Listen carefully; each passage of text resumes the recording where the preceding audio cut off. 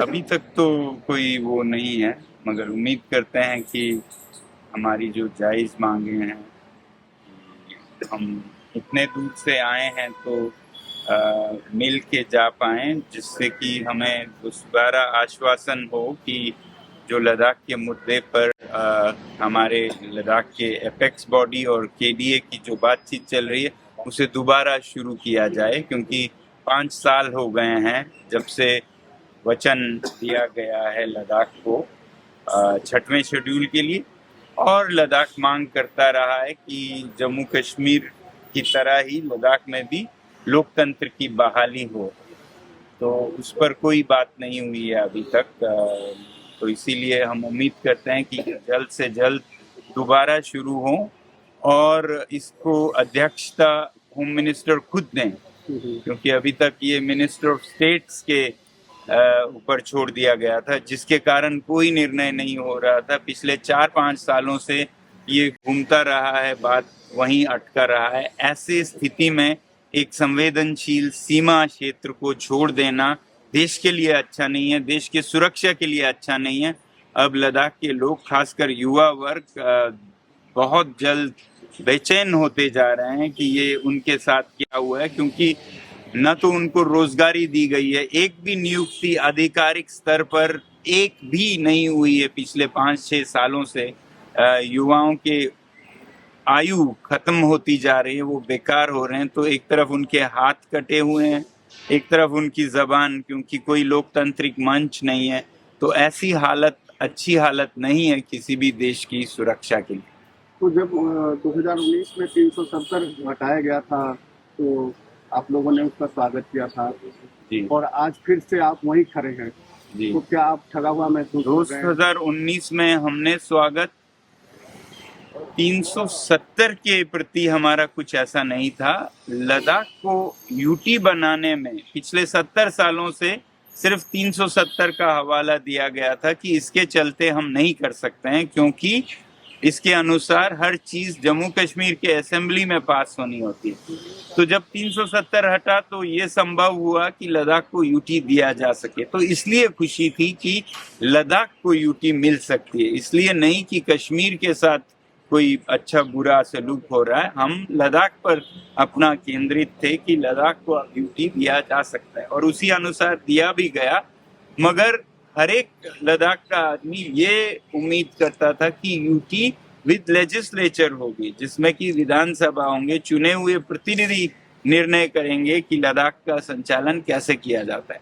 मगर अभी का जो यूटी है ये वो यूटी विदाउट लेजिस्लेचर है, जिसमें कोई सभा नहीं है, जनप्रतिनिधियों की कोई सभा नहीं है। एक उपराज्यपाल जो उनके मन में आए वो करेंगे। तो ऐसे लद्दाख जैसा संवेदनशील, जो कि पर्यावरण की दृष्टि से भी संवेदनशील है, सुरक्षा की दृष्टि से भी संवेदनशील है, अब यहाँ पर लोगों की कोई भागीदारी नहीं हो, ऐसे अफसर चलाते हों जिनको लद्दाख का कोई ज्ञान नहीं है, 2-3 साल के लिए आते हों, तो फिर वो बहुत गलतियां कर बैठेंगे। अच्छे लोग गलतियां करेंगे, बुरे लोग तो खरीद फरोख्त करेंगे, बेच देंगे, और खरीदने के लिए तैयार हैं ऐसे बहुत से व्यापार उद्योग जो लद्दाख के पहाड़ों को, घाटियों को शोषण करना चाहते हैं। तो इसलिए लद्दाख में अभी भी खुशी नहीं है इस यूटी के साथ। तो सर, पहले जो जी आप पूछिए। सर, अगर आपको यहाँ से भी कोई पॉजिटिव रिस्पांस नहीं मिलता है तो सर इसके बाद आपका क्या दूसरा रिस्पांस होगा? और आपकी जब तरफ तक से पॉजिटिव संतोषजनक रिस्पांस ना हो, हम यहीं पे अनशन पे हैं।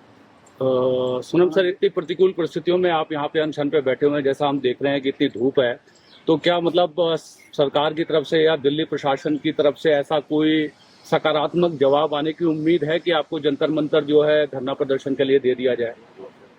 नहीं, हमें कोई यहाँ समस्या नहीं है, जंतर मंतर भी ऐसा ही होगा। तो जगह की समस्या अब नहीं है। पहले हमने सोचा कि हम बिना किसी नियम का उल्लंघन किए हम जंतर मंतर की मांग कर रहे थे।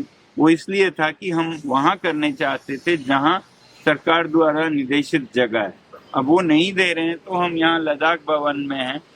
जी, तो यहाँ थोड़ी इसका सी कोई परेशानियां इस तरह की आ रही कि आपके प्रशंसक खासतौर पे जो युवा और जो बच्चे आ रहे हैं स्कूल कॉलेज से, उनको थोड़ा मिलने में जो है हर्डल्स होती है, परेशानी होती है। उसको देखते हुए जो है जंतर मंतर एक सार्वजनिक जगह है, तो निश्चित रूप से आप ज़्यादा से ज़्यादा लोगों से मिल पाते हैं। जी, ये हो सकता है, मगर अब वो उनकी भी देखें, यहाँ भी उनके लिए दिक्कतें हैं, तो जी, जी। उनके हिसाब से अगर जंतर मंतर दिया जाए तो हम चले जाएंगे, वरना हम यहाँ भी ठीक है। जब दिल्ली में प्रवेश करने से आपको रोक दिया गया था तो विपक्ष के बहुत सारे नेताओं ने आपका साथ दिया था, तो क्या कोई ऐसी प्लानिंग है कि आप विपक्ष के नेताओं से, खासकर राहुल गांधी से या अखिलेश यादव जी से मुलाकात कर सकते हैं? कर तो सकते हैं, मगर फिलहाल हमारी ये देखना है हमें कि सरकार से कोई वो आता है जवाब, क्योंकि हम शुरू करना चाहते थे सरकार में जो हमारे शीर्ष नेता हैं उनसे मिलें, उसके बाद हम सबसे मिलें। तो अब तो हम अनशन पे हैं, यहाँ पर हैं, तो कहीं जा तो नहीं सकते हैं, मगर जो यहाँ आ रहे हैं हम उनसे बहुत ही स्वागत से मिल रहे हैं। जैसे कल CPI के वृंदा कराट जी आई थी, इसी तरह योगेंद्र यादव जी आए थे, अभी कांग्रेस के कुछ नेता आए थे। तो जिनसे भी, मैं तो चाहूँगा कि भारतीय जनता पार्टी के भी नेता जिनको लगता है कि लद्दाख के साथ गलत हो रहा है, हमने वचन दिया है और हम वचन नहीं निभा रहे हैं, हमें उनके साथ मिलना चाहिए। तो मैं स्वागत करूँगा बीजेपी के जो भी नेता सच्चाई के साथ हैं वो आएं, मिलें, हम स्वागत करते हैं। सारे दलों का, सारे धर्मों का ये भारत की अभियान है, इसमें कोई दल या समुदाय की भेदभाव नहीं है, तो सबका स्वागत। सर एक क्वेश्चन और सर, जैसा कि आपका एक मांग है कि लद्दाख के एनवायरनमेंट को डिस्ट्रॉय किया जा रहा है, पर सरकार के द्वारा ये कहा जा रहा है कि हम वहाँ पे डेवलपमेंट नहीं करेंगे तो हमारा पड़ोसी चाइना है, जिससे हमारे लिए काफी क्रिटिकल सिचुएशन बन सकता है अगर वहाँ पे हमारे पास इंफ्रास्ट्रक्चर का डेवलपमेंट नहीं होगा। तो हम डिफेंस इंफ्रास्ट्रक्चर पे कुछ कह भी नहीं रहे हैं, सुनिए आप। बिल्कुल बिल्कुल बिल्कुल सर। सुरक्षा के लिए जो भी करें उस पे हम कुछ नहीं कह रहे हैं। वहाँ डिफेंस के लिए तो नहीं चाहिए ना, सोलर कॉर्पोरेशंस हमारे चरवाहों पे लगा दें, वो तो कोई सुरक्षा की बात नहीं है। बिल्कुल, बिल्कुल। हमारे नदियों पे बांध लगा के कल को बाढ़ आए, वो तो कोई सुरक्षा की बिल्कुल। बात नहीं है। जी जी। तो सुरक्षा के बात पे कभी लद्दाख के लोगों ने ना नहीं कहा है, बल्कि युद्ध भूमि में खुद अपनी जान की बाजी लगा कर गए हैं। तो जी। क्या वो डिफेंस इंफ्रास्ट्रक्चर को ना कहेंगे? नहीं कहेंगे। मगर इस नाम से सीमा है, सुरक्षा है, ऐसे नाम लेके अगर आप उद्योगों को लाएं और वहाँ की पर्यावरण को तहस नहस करें, तो ये तो गलत होगा सरकार की तरफ से ऐसा करें।